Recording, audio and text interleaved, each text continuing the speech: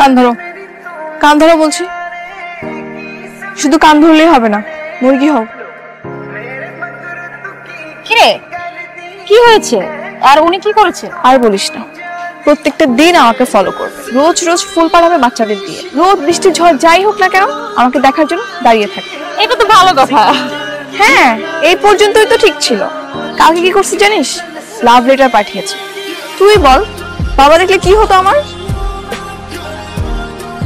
এই তোর নাম কি নীলা? হ্যাঁ। বাপের নাম কি কাদের শিকদার? হ্যাঁ। এটা উড়াইলো। এই ওয়েট, কি করেছি আমি? তুই কিছু করছ নাই, করছে তোর বাপে।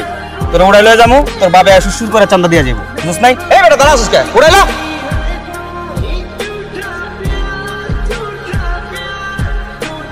টনি ভাই, আপনি এই এলাকায় আছেন জানলে জীবন হইতাম না। এই সাইরাতে চল চল চল চল চল চল। কি ব্যাপার, ওরা আমাকে দেখে এভাবে চলে গেল কেন? হ্যাঁ, আমার তো সেটাই কথা, তোমাকে দেখে এবার পালালো কেন? আমার কেন জানি মনে হচ্ছে উনি দেখতে অন্য কোনো এলাকার মাফিয়া টাফিয়া, এই জন্য গুন্ডাগুলো ওনাকে দেখে পালিয়েছে। তুমি আর নেক্সট টাইম আমাকে এভাবে ডিস্টার্ব করবে না, কথাটা যেন মনে থাকে।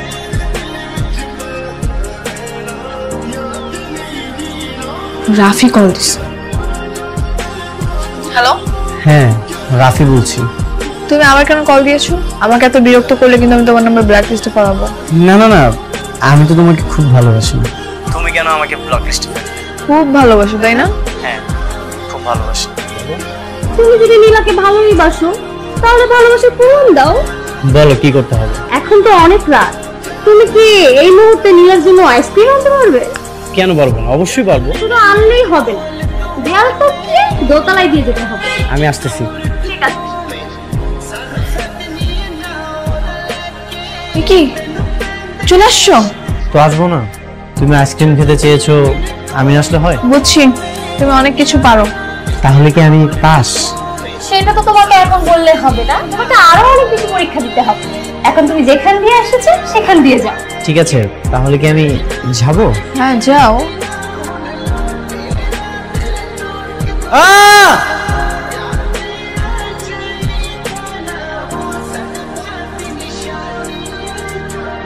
কি কেমন লাগে এখন?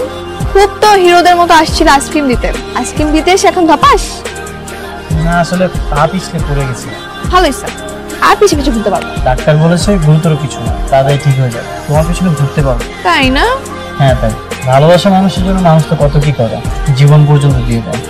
আমার তো সামান্য পা মুছড়ে গেছে। আচ্ছা, যা হওয়ার হয়ে গেছে। আশা করি এখন থেকে তোমার মাথা থেকে সব ভূতগুলো নামবে। আমার মাথায় তো তোমার ভূত আরো চেপেছে। তুমি একটা পাগল। হ্যাঁ, তোমার জন্য। যেভাবে পিছিয়ে লেগে আছো মনে হয় না আই লাভ ইউ বলতে আর বেশি দিন লাগবে। আজই করো না? এত সহজ আর একটু দেখি বুঝি চিনি তারপর। ঠিক আছে। আচ্ছা চলো, তোমাকে বাড়ি পৌঁছে দিই। না না, সমস্যা নেই, আমি একাই যেতে পারবো। তোমার ক্রাশ তোমাকে বলছে বাড়ি পৌঁছে দিবে আর তুমি ভাব দেখাচ্ছ। ঠিক আছে, চলো আমাকে পৌঁছে দাও।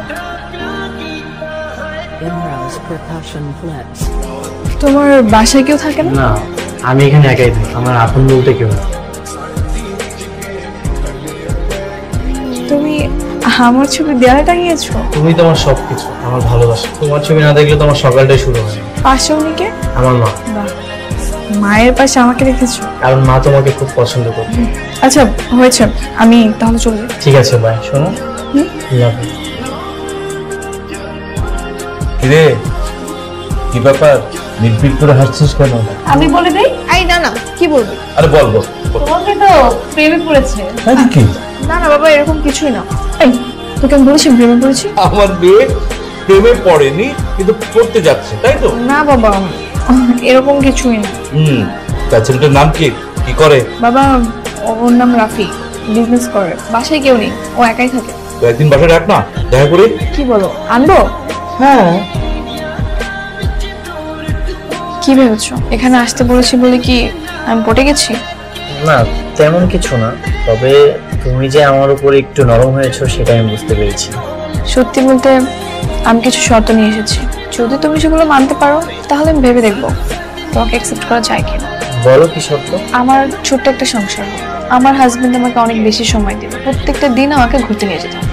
তাহলে তো আমি 100% করতে পারবো। বুঝতে পেরেছি। Will you be my lifeline? Yes.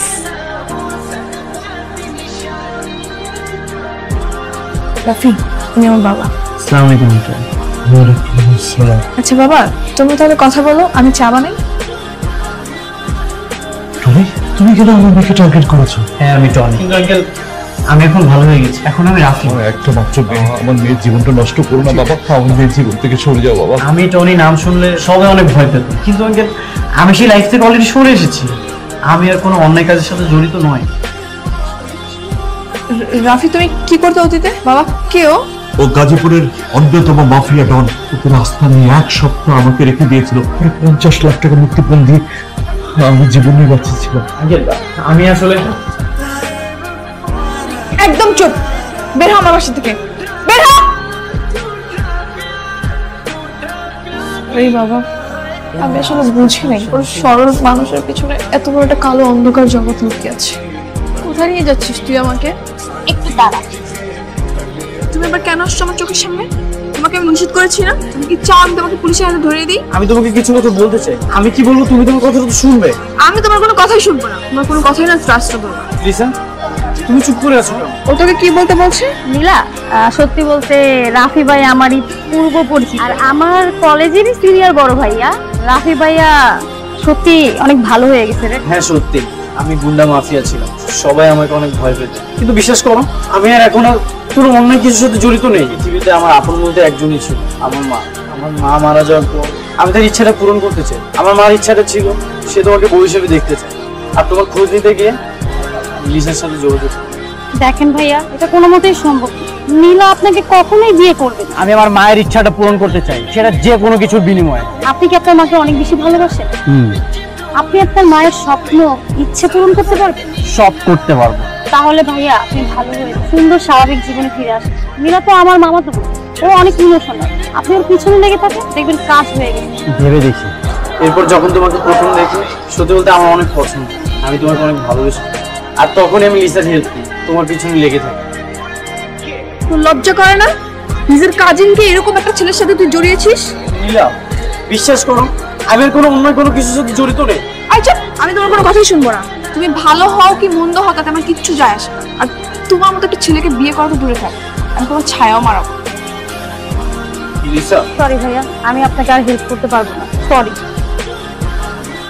তোর আগেই কইছিলাম এই সমস্ত মায়ের পিছনে ঘুরে কোনো লাভ নেই। আমি নীলার অনেক ভালোবাসি, ওরে আমার চাই। আমগো জীবনের সবচেয়ে বড় কথা কি জানোস? মায়া মানুষ। তোর আগেই কইছিলাম এই সমস্ত মায়ের পিছনে ছুটে কোনো লাভ নেই। এক কাম কর, বছর কাছে ফিরা চল, সরিডারি কইয়া তুই আবার আমগো তলে যোগ কর। চল, দুই ভাই মিলে আবার দন বাচ্চা হয়ে যায়। না ভাই, আমি আর আগের জীবনে ফিরে যেতে চাই। আমার নীলারে চাই। আমি নীলার অনেক ভালোবাসি, অনেক পছন্দ করি। একটা জিনিস বুঝলাম না, একটা মায়ার লাইকা তুই ভালো হয়ে গেলি, তুই কি লাভ হয়েছে? ওই মেয়েরা পাইছস? শোন, দুনিয়ায় না ভালো মানুষের কোনো ভাত নাই। আমগো একটা মূল মন্ত্র আছে, কি জানোস?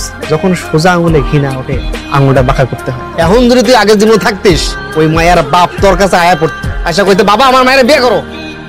এখনো সময় আছে, আবার ফিরে আই, 10 জনের লাভ। ঠিক আছে ভাই, আমি একটু ভাইবা দেখি।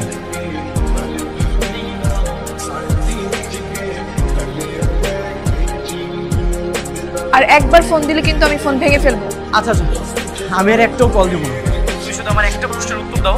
কি উত্তর? শুধুমাত্র তোমার জন্য একটা ছেলে অন্ধকার জগৎ থেকে আলোর জগতে ফিরে আসলো, শুধুমাত্র তোমার জন্য একটা ছেলে খারাপ সবকিছু ত্যাগ করলো, এখন তার অতীতের জন্য তাকে তুমি সরিয়ে দিবে? হ্যাঁ দিলাম। দেখো নীলা, আমি তোমাকে অনেক ভালোবাসি। আমার ভালোবাসা অ্যাকসেপ্ট না করো, কিন্তু আমি আমার আগের জীবনে ফেরত যাও। হ্যাঁ তো যাও, তাতে আমার কিচ্ছু যায় আসে না। তুমি যেহেতু তোমার সিদ্ধান্ত জানিয়ে দিয়েছো, আমিও আমার সিদ্ধান্ত নিয়ে নিব। কি সিদ্ধান্ত?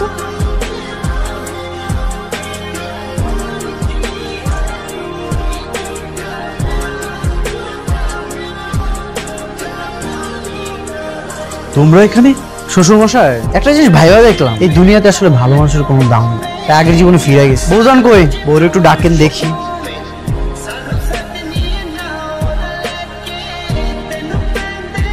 আচ্ছা, আমগো বিয়া মায়ের ইচ্ছাটা পূরণ করার লেগা ভালো হয়ে গেছিলাম, তাই তোমার লগে বিবাহ বন্ধনে আবদ্ধ হইতে চেয়েছিলাম সুন্দর। কিন্তু তোমার জেদ, মন মানসিকতায় এখন জোর করে বিয়ে করা ছাড়া আর কোনো উপায় নেই। কি বলছো এসব? তোমরা চাইলে কি বিয়ে হবে নাকি? হবে, আপনি চাইলেই হবে, আর নাইলে আমার এই পিস্তলের প্রথম বুলেট যাবে আপনার বুকে। রাফি বাড়াবাড়ি হয়ে যাচ্ছে কিন্তু। এখন যা হবে সব বাড়াবাড়ি। ফারুক ভাই, আপনার শ্বশুর মশাই সবকিছুর ব্যবস্থা করেন, আমি আমার বউজানটা নিয়ে শপিং এ যাই। আমি যাবো না। বেশি বাড়াবাড়ি করো না, তাহলে একটা বন্দুকের গুলিও না মিস হবে না। সবগুলো তোমার বাবার বুকে যেয়ে লাগবে। বাবা বাবা রাফি, কি কি লাগবে এখান থেকে নাও, সব লাল লাল নিবা, যেন তোমাকে লাল টুকটুকে বউ লাগে। লাল টুকটুকে বউ সাজিয়ে আমাকে তোমার সংসার করাবে? হ্যাঁ, তুমি আমার বাবাকে জিম্মি রেখে আমাকে বিয়ে করতেছো, এর ফল তুমি পাবে। ফল যাই হোক না কেন, কি বললাম, সবকিছু লাল লাল নিতে। তুমি বের হও। কেন? আমার যা যা পছন্দ হবে আমি সেগুলো দিয়ে ট্রায়াল দিব। ট্রায়াল দেওয়ার সময় তুমি এখানে থাকো না, বের হও। ঠিক আছে। ভাইয়া আপনার ফোনটা একটু দিবেন, আমি 999 কল করবো। কেন? দেন না, লাগবে। স্যার আমি খুব বিপদে আছি, আমাকে কিডন্যাপ করা হয়েছে আর আমার বাবাকে জিম্মি করা হয়েছে। জি স্যার, 8 নম্বর সেক্টর 3 নম্বর রোড 3/43 নম্বর। একটু তাড়াতাড়ি আসুন স্যার, হেল্প মি স্যার। ভাই কাজী কই? কেউ নড়াচড়া করবে না।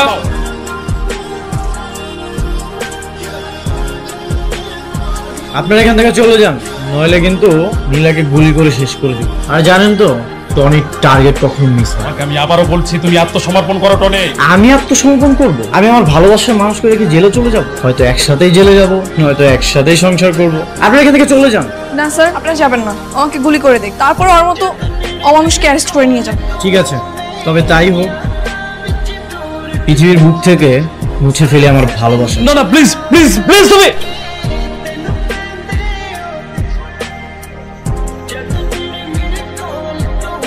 তোমারে ভুলে যাওয়া অসম্ভব, তাই আমারে মুছে ফেলাম এই পৃথিবী থেকে। হয়তো একটু হইলেও তোমার মনে আমার জিদি থাকবো।